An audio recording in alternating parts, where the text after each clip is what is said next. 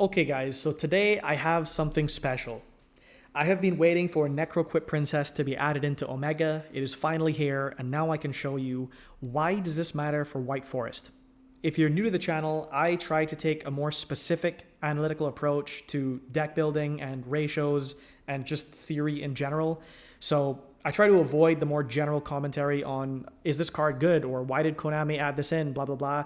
I'm not so interested in that. If you care about White Forest or you're interested in deck theory or deck building in general, then this video is for you.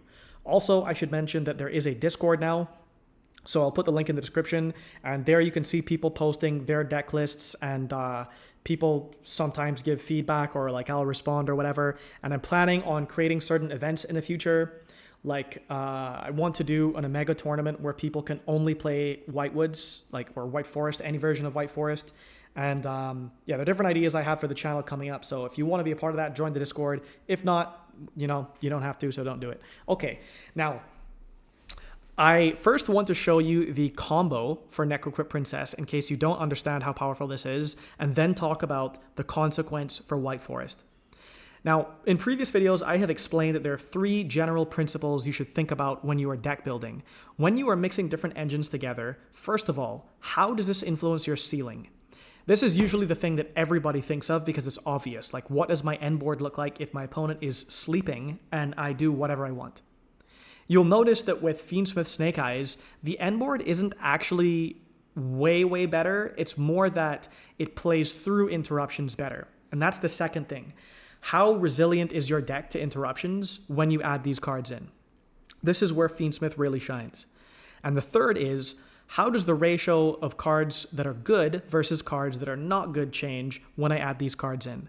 So in the Centurion package, usually you'll have to at least play Gargoyle, which is not a good draw, and then some people on larger packages will play even Wake Up and Phalanx, which are additional bad draws, and then it really does start to impact the math to where almost 50% of the time you will be drawing at least one card that does nothing, and so you're basically playing with a 4-card hand. So you don't want that. Now, let me show you the combo first, and then we will talk about the influence this has on White Forest. Now, I actually don't want to draw the Fiendsmith cards here, so let me just get two random monsters. Okay, so it doesn't matter what they are, so I am just going to get two monsters on the field, and I will put this here. Now, pretend that there is nothing in my hand. So this is not a White Forest specific combo, but you need to understand why this is good. So previously, before Necroquip Princess came out, if you made Closed Heaven to go into Requiem, and then you tributed Requiem to Special Engraver from deck, you would be missing a body. Now, in our deck, it's not hard to create an additional body, and so I was already showing you the combos with Closed Heaven and why the Fiendsmith engine helps you play through stuff. The thing that makes this special is you don't have to use a resource anymore to get the additional body. The reason for that is that now equipping Requiem actually matters. Don't talk about synergy because you get to send this because it's a spell card. That's garbage. That's not synergy. That's just the bare minimum, okay? Forget about that. Synergy is when you have the toy box cards and you're sending those off of these cards and you're actually advancing your engine. Now, right here, we can contact fuse Necroquip Princess, okay? And the cool thing is, this Engraver was brought from the deck by Requiem. We haven't used any of Engraver's effects, so we can shuffle back Closed Heaven to bring out the Engraver. Now here, you have two bodies on field, and you may be thinking like, oh, you just can go into Sequentia, and you can fuse into Lacrimosa, and you could go into Appaloosa, and that's true. You can here go into Sequentia because you have a Light Fiend monster and another body, and you can go into Lacrimosa, shuffling back the Requiem and special blah, blah, blah, but you can also do this. You can also make M7, and how this card is worded is if you detach a material, as long as there was a valid target at the time, you can actually choose the thing that you discarded. And remember that we brought the Engraver off of the Requiem, so that means we haven't used Engraver's other effect, so that gives us the Tractus. And if we activate the Tractus here, that gets us the Lurry, and the Lurry discards to bring itself out, and now we have two monsters on the field, just like when we had Necroquip and Engraver, except this time, our entire Fiendsmith grave is now set up. So we have Engraver, we have Requiem, and we also have Tractus. Tractus I found to be particularly useful in cases where you get interrupted. So if you go for the Sequentia, for example, you obviously don't want to be interrupted when you're trying to fuse into a Lacrimosa or a Dies Irae. But at least if you have this engrave, then when you have access to other cards or you're cycling through your Fiendsmith engine, there's like more flexibility, generally speaking.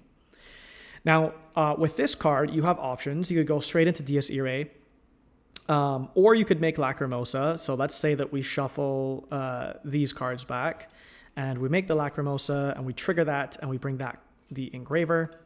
Again, we have other options because we could, if we wanted, fusion summon with the Tractus and bring out the Dies Irae. I'm not going to go into this right now because I've shown in a previous video that you can actually bridge the Fiendsmith and toy cards into the White Forest engine, because you can do a combo where you bring out Dies Irae first, so that's the first thing you make with Sequentia, and then you use the spell card in the grave to turn the Sequentia and the Dies Irae into Lacrimosa. And the Lacrimosa brings this back, and this triggers because it was sent to the graveyard. So the relevant effect is, if this card is sent to the graveyard, you can shuffle one other Light Fiend monster from your graveyard into the deck/extra deck, and then target a card on the field, send it to the graveyard. So I put this in my other video, but basically you can send your own toy soldier off of the Dies Irae after it's sent to the graveyard. And if you have access to box, that can give you the Sylvie, the level 4 tuner, and then that gives you Legend, and then that goes through your full combo. So the point is not to explain in depth what this combo can do. It is to show you that Closed Heaven now no longer requires an extra body. So this can go into whatever. It could be an Appaloosa. It could be another rank 6. There are many things that it could be. But the real implications are for deck building. So you can actually play a single Engraver. Now, I'm not saying that that is correct per se, because obviously drawing Engraver means that you can just use the Engraver in hand and you don't have to use bodies on your field to go into Closed Heaven. Now, there are lots of things about the Fiendsmith engine that help you play around Droll, which could become better next format, like specialing from deck with Requiem and so on. And so there's a lot of detail around that. But it is more budget, in air quotes, if you only have to play one Engraver. And that means a few things. First of all, you are not cutting down or compromising on your toy engine. You are not only playing the 3-box and 3 soldier, but also a Rota. This is great for your Whitewoods cards. You have 5 normals, which is a solid number of normals to have if you're not including soldier, with the 3 Esteller and the 2 Sylvie. And there's nothing really poor or compromised about these ratios. Then you have 18 hand traps, which previously is something that only Fiendsmith Snake Eyes was doing in recent meta. Now, the 18 number is special because this is the number that is putting you around the statistical likelihood of a typical hand being almost 3 hand traps. So it'll be 2 to 3 almost every single hand, but often you'll have 3 and then engine pieces, or 2 cards and engine pieces. So this is very helpful in a meta where hand traps are useful, but it also means that you have lots of other options. For example, you could play 15 hand traps and 3 skill drain. And that means that your typical hand with 15 hand traps is that you will have 2 hand traps, and then you will have the rest of your hand being engine. And one of the issues that I had before with skill drain is that you often had to compromise on how many hand traps you were playing, or you had to cut back on engine, and I didn't like that. And skill drain is phenomenal in our deck, especially if you're playing Cosmic Blazar, where it's basically a win condition, because you can Blazar under your own skill drain, and you can turn off skill drain whenever you want, because it only negates while they're on field, and you send it as cost. So this is super powerful. However, it also opens up, let's see, where did I put this? It also opens up other avenues. And I am not saying that these are the specific cards you have to play, but it allows you to play a lot of power spells and another engine. Now, if you cannot play 15 hand traps, I think that you do not have enough hand traps to be able to play the game against actual good decks like Fiendsmith or Yubel. If your locals does not have these decks, then you can afford to play less hand traps. But if you're talking about what's optimal or competitive, I would say if you are not on 15 hand traps, then at least aim for about 12 or so breakers. So here I have 10, 11, 12, 13. Maybe that's slightly too much. But 12 breakers is fine. Thrust is a very good card in this deck because even if they don't control a monster, you can still get access to the woes. Or if you bring out Legend, even if they control no monsters, as long as you have a way to send the Legend and it sets itself back. It's a new card, and now you can use the legend. So Thrust helps you with your engine in this deck. It also can search Rota if they have a monster, or Attractus if they have a monster. So this is a solid card that can help you get breakers going second, but also it has ways to bridge into your engine.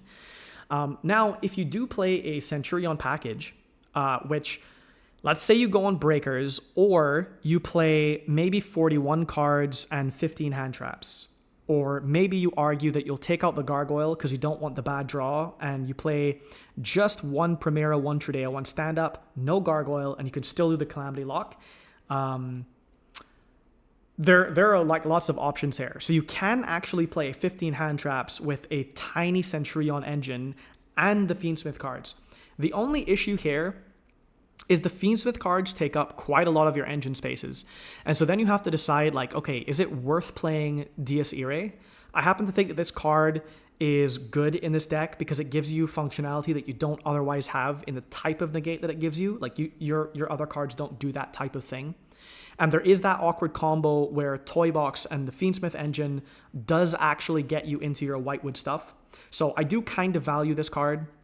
You must play Sequentia, you must play Heaven, you must play Requiem, and you must play Lacrimosa. So those aren't optional. If you are on a budget, in air quotes, with one engraver, and you can't play Little Knight, you do have more options. The M7 is not necessary for making the Fiendsmith cards good, but it is very, very useful for getting full value out of the Necroquip card, which is a common, by the way. The rail issue is that you only have space for, I would say, at most 4 cards here, depending on if you're going to cut the Little Knight or the Dies Irae. I really do not like cutting Chaos Angel because you so often find yourself in a situation where you can make a Synchro 10 and you want to use those materials for something useful. You'll also notice here that in this version, I'm not playing an Appaloosa because the space is so tight. In that case, maybe it's worth it that you take the Dies Irae out and you put in the Appaloosa. So I will make a more definitive deck list, but this video is more to try to talk you through the things that are important and how you should consider the slots in your deck. At least you should have 3 cards for the Crimson Dragon package. I feel like Legatia is better in this build because Auxilia doesn't really need to search anything. You have access to all of these cards through like a single Esteller, which can already special the Primera from deck, which gets the stand-up, which gets the Trudea, which gets the Gargoyle. So you don't actually need, more engine pieces, and there isn't anything left to search for the Auxilia, unless you add in bad cards that you want to search, but you don't want to draw, which I don't suggest doing. So Legatia, it has a more general use. It gives you a draw, and if they have a monster, then you get to pop it. So I like that. And then Crimson Dragon is like the whole reason you would play the Centurion cards. Now, having to pick only one target is very lame. I really do like the Supernova card because this has different coverage. So this card gains 500 attack for each tuner in your graveyard. So this can get pretty big because it starts at 4,000. Can't be destroyed by card effects, your opponent's card effects. Once per turn, when your opponent's monster effect is activated, or when an opponent's monster declares an attack, so you can protect your Little Knight or Appaloosa. Quick effect. You can activate this effect. Banish this card. Also, banish all cards your opponent controls. This does not banish for cost. By the way, this means you can't use this under skill drain. So this has different coverage because it banishes all cards your opponent controls, and it can do major stuff in a resource game, which is basically what White Forest is set up to do. You're supposed to cycle through resources, eclipse your opponent, and then destroy those monsters on your turn. So this really helps. It comes back in your next end phase, not just the end phase, so it takes a little bit longer than Blazar. The cool thing about Blazar is if you're playing Skill Drain, this is almost a win condition because quick effect, you can banish this card until the end phase to activate one of these effects. So that's the cost. So you can use this under Skill Drain because Skill Drain only negates it while it's face up on the field. When your opponent activates a card or effect, negate the activation and if you destroy. When your opponent would summon a monster, negate the summon if you destroy. When an opponent's monster declares an attack, negate the attack and the battle phase. So this is a super, super solid card. I really like this card. The only reason to not play these cards is if you think about the ratios of these cards, you don't actually want to clog on only non-engine, right? And so Gargoyle being added into cards that are not engine, because this is a brick really, is not helpful. You could argue that you could take the Gargoyle out and do a more typical Calamity lock, like from the previous meta, where there's no Centurion follow-up, and you're just using Trudea and Primera to go into a Legatia. This is like kind of dependent on using the rest of your engine to complement going into Crimson Dragon. So yeah, anyhow, basically I've gone over, you can do a power spell version of this. You can combine it with a Centurion engine. You can go into a 18 hand trap version of the deck. If you're wondering about Dominus Purge, this card is very cool, and the only fire that you have in your deck is Ash Blossom. But if you draw both of them, you can just Ash first, because this only locks you out of Dark, Water, and Fire monster effects for the rest of the duel after you use it. So the only way that you can brick on this is that you draw Ash after you've resolved this from your hand. It doesn't lock you if you use it from the field, and this does what Ash usually negates most of the time. So this could be good. I'm not sure because, you know, I haven't been able to test it properly yet because it's an info card. But the advantage of playing a version like this, or taking out, let's say we took out 3 cards here, maybe like 2 Droll, 1 Dominus Purge, and we put in the 3 Skill Drain to main that could be solid 15 hand traps with 3 Skill Drain, crazy. We also get to play stuff like Gallant Granite to search our standard nib. And remember, we like searching nib because we also can search Valor, and then we have the God combo hand traps in our hand that we love to play under with this deck. We love nibbing ourselves in our opponent's turn to recur our resources for free.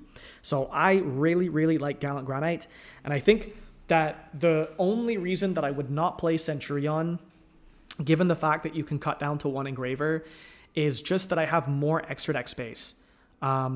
There are also cards that are super, super good in this deck, like Zapper Shrimp that I've mentioned before. So this card is basically Formula Synchron, except it has one other effect, where if it's special summoned, you can send a card from your hand or field to the graveyard, then target a spell or trap your opponent controls, destroy it. That's optional. You don't have to do it. So it's better than Formula Synchron because it gives you another option. And if you do play the Draco Berserker, because I like to have a generic 8 in the deck, that means that Zapper Shrimp or Formula Synchron can turn Berserker into Sinister Sovereign. And this card is excellent in a simplified game state where you just need a boss monster that will stop your opponent from being able to climb back into the game in terms of resources. So there are lots of different things that you can do. This deck is like very, very flexible in terms of the extra deck, aside from the space, if you play the Fiendsmith cards. So that is the main concern. You don't have to play M7, but M7 gives you the full value out of the princess, the Necroquip princess. So if there is something that you think that I missed, I know that you can dump the anti-spell with Beatrice and then add it back off of the Diabel. But, you know, if there's something particular that you've come up with that you haven't seen in my previous videos, let me know in the comments. Feel free to join the Discord where there's talk about the deck theory. And thanks for watching.